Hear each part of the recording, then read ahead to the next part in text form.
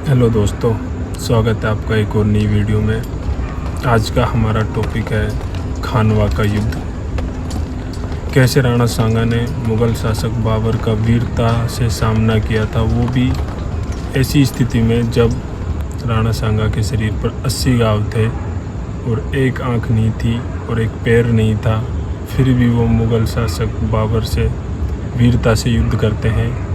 वो बात अलग है कि इस युद्ध में राणा सांगा की हार हो जाती है, क्योंकि इस युद्ध में जो मुग़ल शासक थे बाबर, उन्होंने तोपों का प्रयोग किया था। इस कारण से राणा सांगा की इस युद्ध में हार हो जाती है। तो बिना टाइम वेस्ट किए चलते हैं सीधा आज के अपने टॉपिक पर।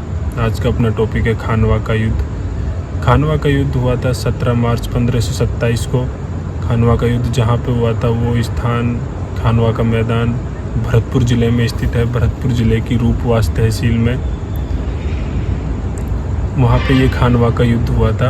राणा सांगा ने इस युद्ध में पाती पर्वन प्रथा अपनाई थी। पाती पर्वन प्रथा बोले तो जितने भी राजपूताना के राजा थे सभी को निमंत्रण दिया था कि वो मेरी तरफ से युद्ध में सहयोग करें, यानी जितने भी राजा हैं वो सब आके मेरा साथ दें, मेरी मदद करें इस युद्ध में।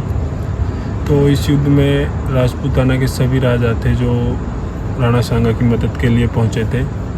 हमारे अलवर से भी गए थे हसन खां मेवाती, जो इस युद्ध में राणा सांगा के सेनापति रहते हैं।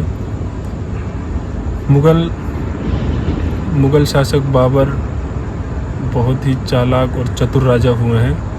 उन्होंने इस युद्ध में तोपों का प्रयोग किया था, जिस कारण से राजपूताना की जो सेना थी यानी राणा सांगा को हार का सामना करना पड़ा। इतिहासकार राणा सांगा के बारे में कहते हैं कि राणा सांगा की एक आँख नहीं थी, एक पैर नहीं था और शरीर पर 80 घाव थे। ऐसी विकट स्थिति में भी उन्होंने खानवा का युद्ध किया। यही उनकी जो वीरता का प्रदर्शन करता है, यही बातें जो राणा सांगा को एक महान शासक बनाती हैं, वो यही बातें हैं। इन बातों से हम अंदाज़ा लगा सकते हैं कि राणा सांगा थे जो कितने साहसी राजा थे राजस्थान के इतिहास में। खानवा के युद्ध में जो राणा सांगा के सेनापति थे वो थे हसन खां मेवाती, जो अलवर रियासत से गए थे पाती पर्वन प्रथा के अनुसार। और इस युद्ध में बाबर के जो सेनापति थे वो थे मुस्तफ़ा खां। जैसे ही 17 मार्च 1527 को सुबह 8 बजे युद्ध के लिए शंख फूंका जाता है, दोनों सेनाओं में आपस में युद्ध होता है, दोनों सेना आपस में भिड़ती हैं। जो राजपूताना की सेना थी, राणा सांगा की सेना बड़ी वीरता से और अपने साहस से मुग़लों का सामना करती है। लेकिन इस युद्ध में बाबर ने तोपों का प्रयोग किया था और जो राजपूताना की सेना थी उनके पास तलवारें थी, तो तोपों के आगे तलवारें चल नहीं पाई थी। ज़्यादा देर ऐसा कहा जाता है कि जब भी राणा सांगा की सेना ने बहुत ही साहस से युद्ध लड़ा था। युद्ध चलता है करीब दोपहर के टाइम राणा सांगा को एक तीर आके लगता है, जिससे राणा सांगा घायल हो जाते हैं। फिर घायल अवस्था में उन्हें राव मालदेव यानी जो मारवाड़ रियासत से पाती पर्वन प्रथा के अनुसार राणा सांगा की मदद करने के लिए गए थे, तो वो मालदेव थे जो राणा सांगा को युद्ध के मैदान से बाहर निकालते हैं, युद्ध के मैदान से बाहर ले जाते हैं। इस युद्ध में अलवर रियासत के थे राजा हसन खां मेवाती वीर गति को प्राप्त हो जाते हैं। इसमें आप वापस नहीं आ पाओगे, इसमें आपकी लाश ही वापस आएगी।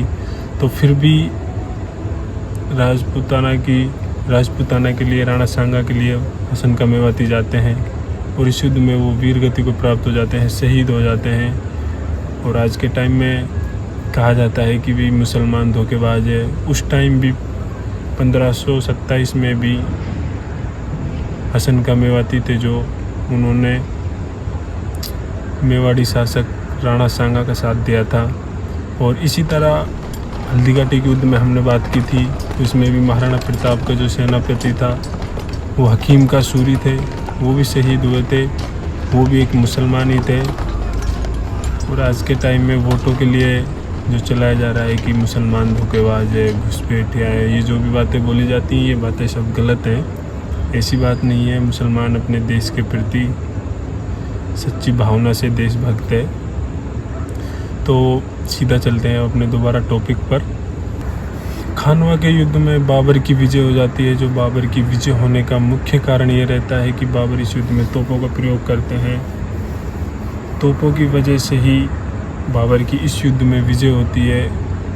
ऐसा कहा जाता है कि अगर बाबर तोपों का प्रयोग नहीं करता तो बाबर उसी टाइम हार जाते और मुग़ल वंश वहीं पे समाप्त हो जाता।